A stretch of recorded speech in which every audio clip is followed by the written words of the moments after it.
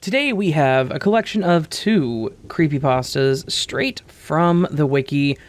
Both of them are a little shorter, so that's why I'm doing 2 in one video, so hopefully you guys enjoy that, and if you did, you know what to do. And I'll repeat this at the outro as I always do, but I also wanted to throw in here, if you have a story you want to see on this channel, please consider sending it my way.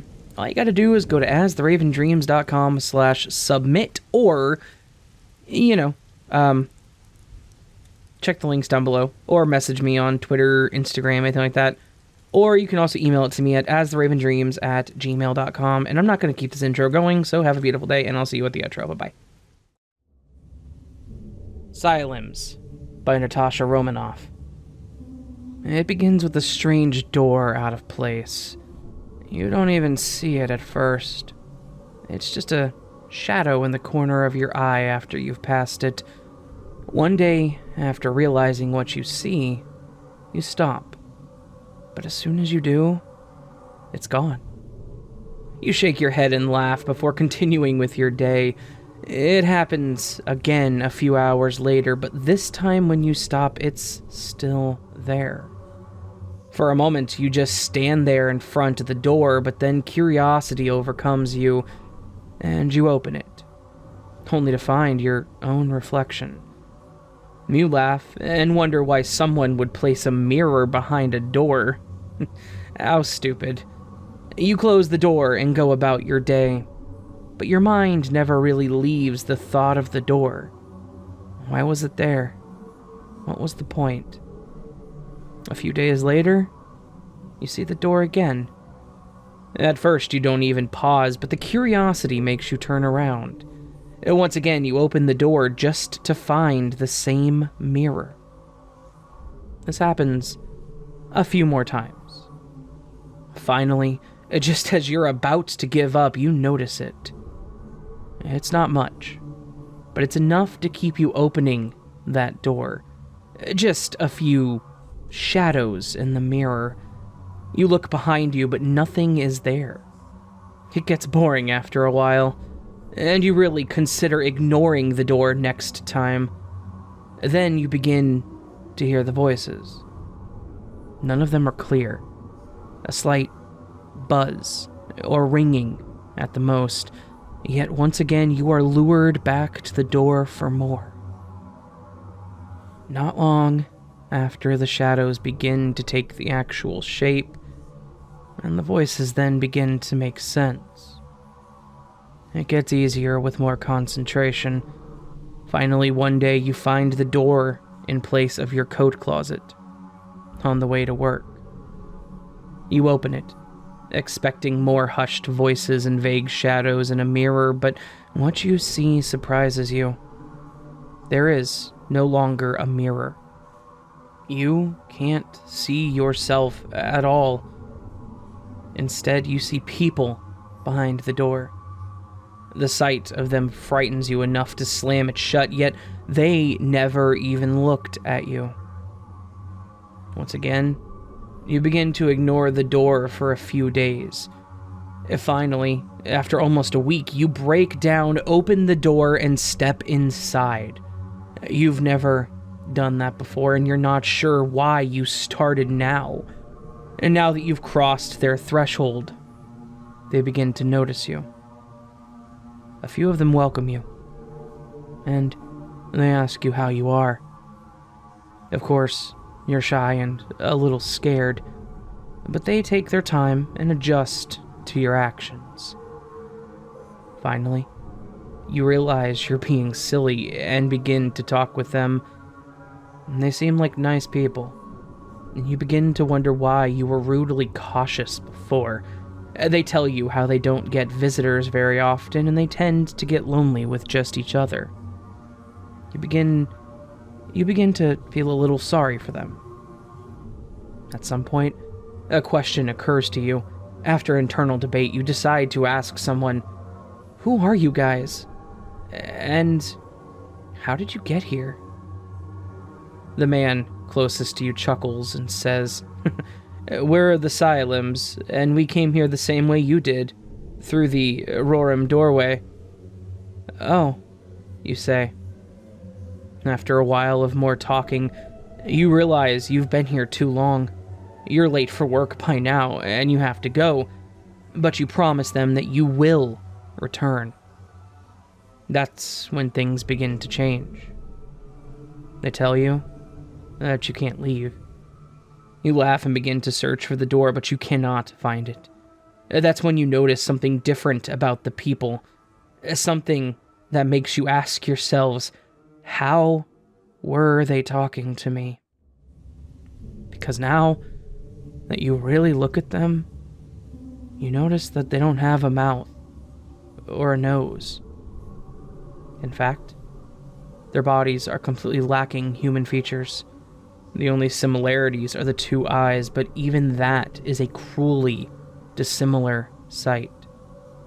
They are simply long slits at the top of its skull with a black abyss beneath them. Their naked and repulsively gangly bodies are covered in stretched, red, splotchy skin. How could you have not noticed this before? You think to yourself. A thought passes through your mind that is not your own.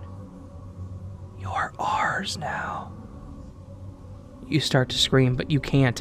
Your mouth, it won't open. Why won't it open? Open your mouth and scream. You have to. Someone will hear you and come to get you. They will realize you are missing and see the door. Surely someone will save you from these things. One of the creatures begins to walk. No, it begins to crawl.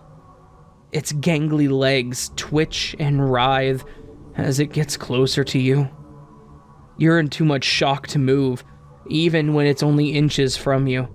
Once it's there, it begins to laugh, but without a mouth.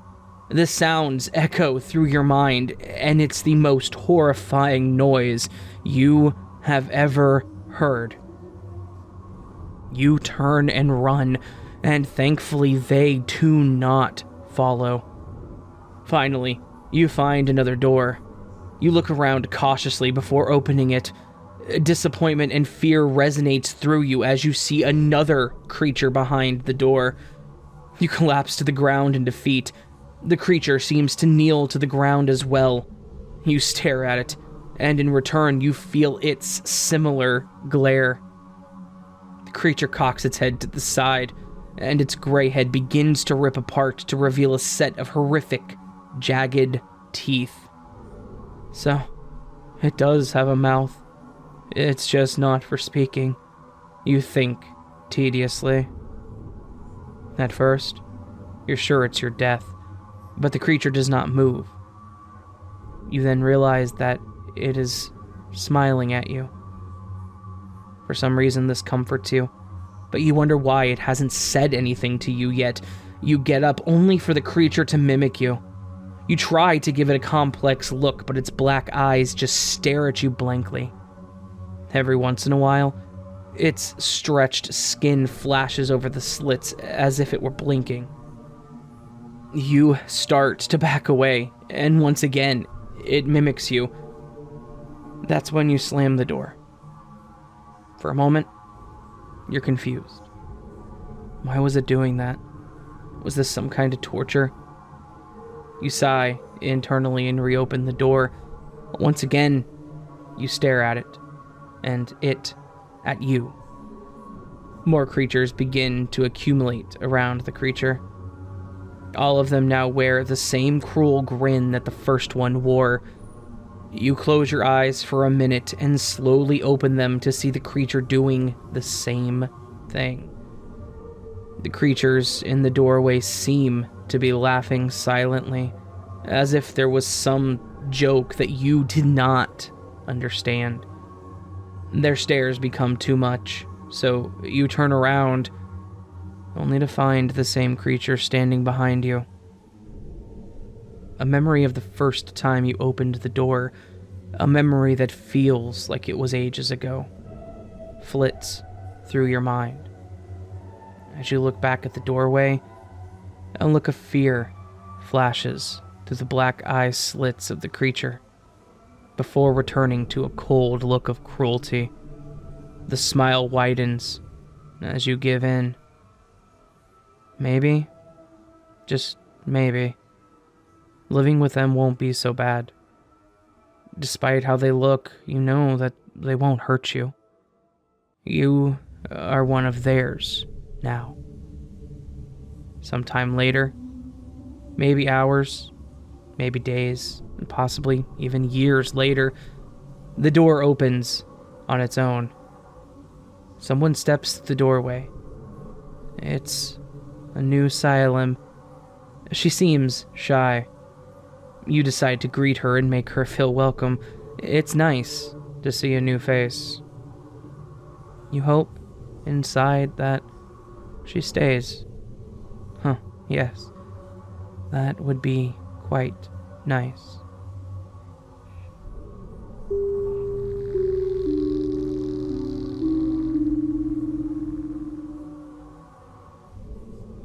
The Drought by WarbG. Sunshine gleamed straight through my eyes, as if my eyelids were simply glass. I always hated sunlight. It's just too happy. The moon seems better, and don't call me a werewolf or something senseless like that. I just prefer the quieter and more somber tone of the moonlight. It gives me peace.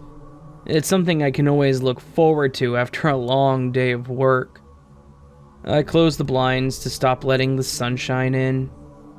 Instantly, I felt a strong sensation of relief. The small state of Wisconsin had always been too sunny to me.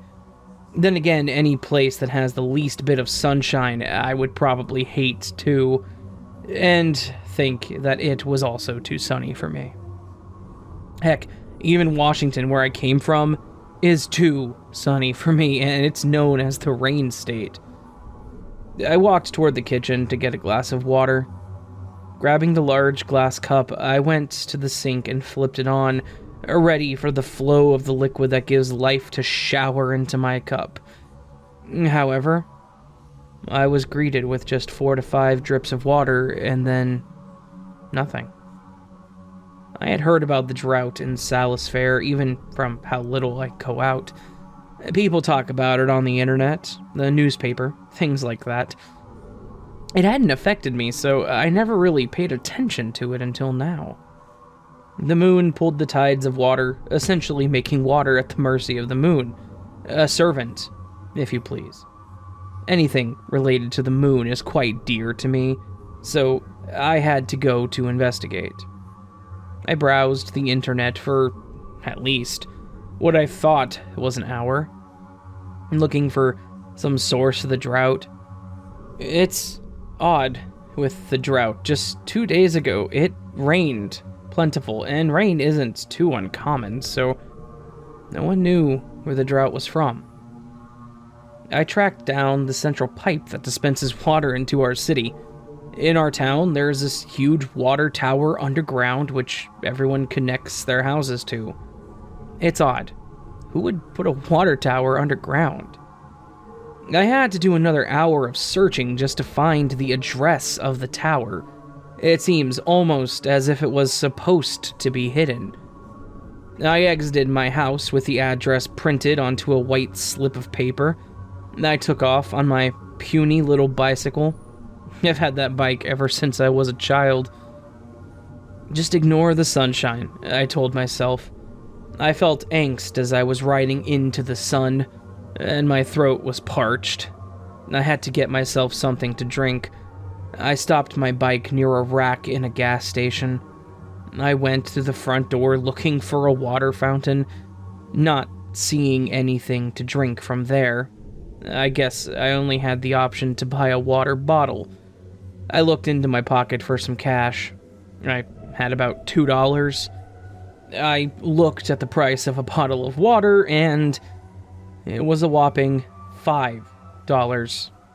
The drought was way worse than I had originally thought it was. Worried, I even checked the bathroom to see if there was any water in them. They stunk awfully, as there was not a single drip of water in the toilet, so they had nothing to reduce the stench or flush anything down. I hastily exited the bathroom and headed back to my bike. Another thing I noticed was there seemed to be slightly less people out today. By normal people standards, today would have been a beautiful day, but there were as many people as there would be on a very quiet one. I continued biking toward my destination, address in one hand, both hands grasped onto the handlebars. I wasn't as good as I used to be. My hands were shaky due to the dehydration, and it had been a while since I rode my tiny bike. After about 10 minutes of riding, I finally found my destination. Mostly by accident. I rode over a manhole and fell off, scraping my elbows badly. A groan of pain and disgust left my mouth looking at the raw and bloodied skin. Once I regained from the dust and dirt on the ground, I inspected the manhole's top more closely, wiping the grime off of it. It read, Salis Fair Water Storage, and then some dates and names that were so grungy that it made it impossible to read. I went through the entrance, leaving it open for the light. I stepped down the ladder. The shaft didn't have a single light source, so I had to let the sunshine guide me. It was the first time that I did not despise its existence. Once I stepped off the ladder, I noticed that it was a tunnel made of cracked and rusted stone and iron. It went down, and there seemed to be various shafts to the left and right, but looking down, I saw a dim light.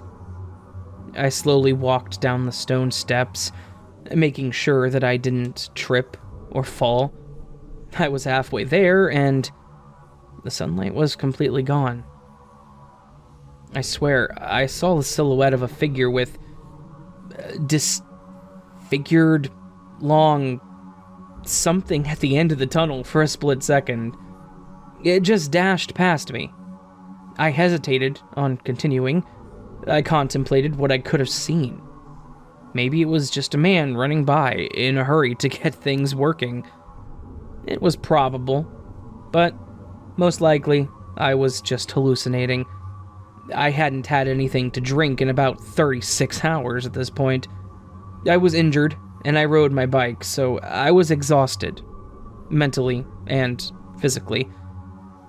I decided to resume my careful walk toward the light in the tunnel, watchful for that thing. I did a quick search of things that I might be able to use as a weapon. All I had was a bunch of sand in my bag. I finally reached the light and was greeted with a huge square room. It was dimly lit.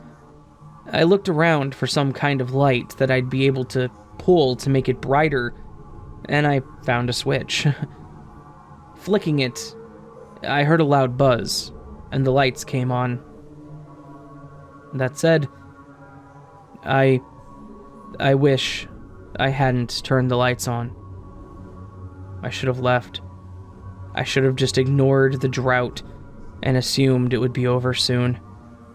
Or maybe I just should have left the town entirely to ignore the drought, because then I wouldn't have been able to see that horror.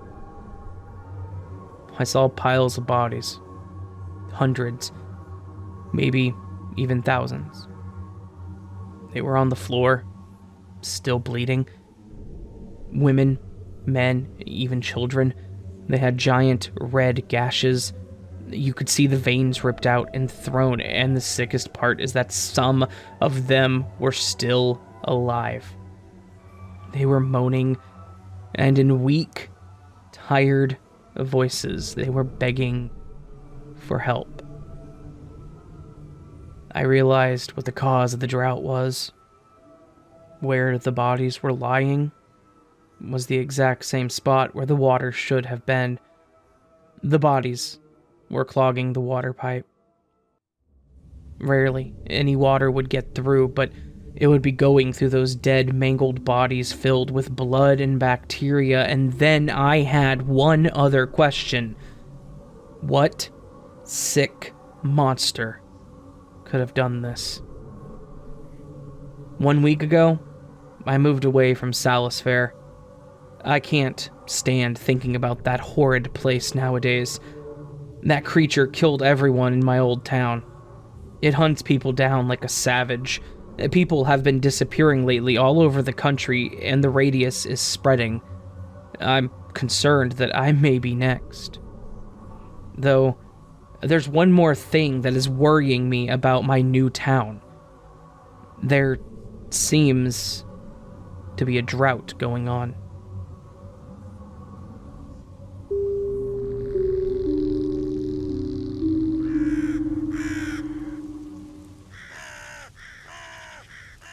So that was 2 fun creepypasta stories from the wiki. Thank you to both authors that posted their stories on the wiki. It is always appreciated to find these awesome little stories under public licensing CC by SA, which is as what the blah blah blah, it's what the wiki is. I'm not going to keep talking. Yeah, thank you. These were good stories. I hope you guys appreciated them, and if you did, please do hit that thumbs up button.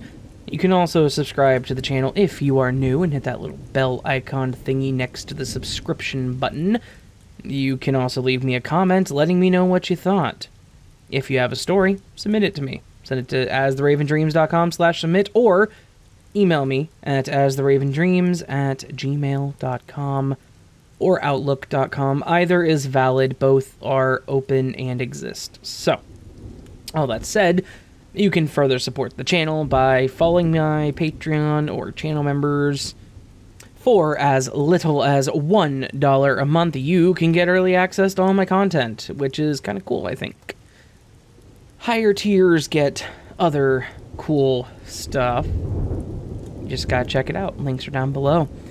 All that said, my beautiful friends, my lovely listeners, and my people that don't like me who listen to my videos, which, why are you listening to my videos? Anyway, I hope you have a good day. I hope you have a great weekend. I know I'm rambling. I'm sorry.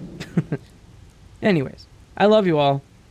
Just know that you are valid, you are loved, you are important, and most importantly, you are the only you that exists, and no one could be a better you than you. And, of course, you should, sleep well.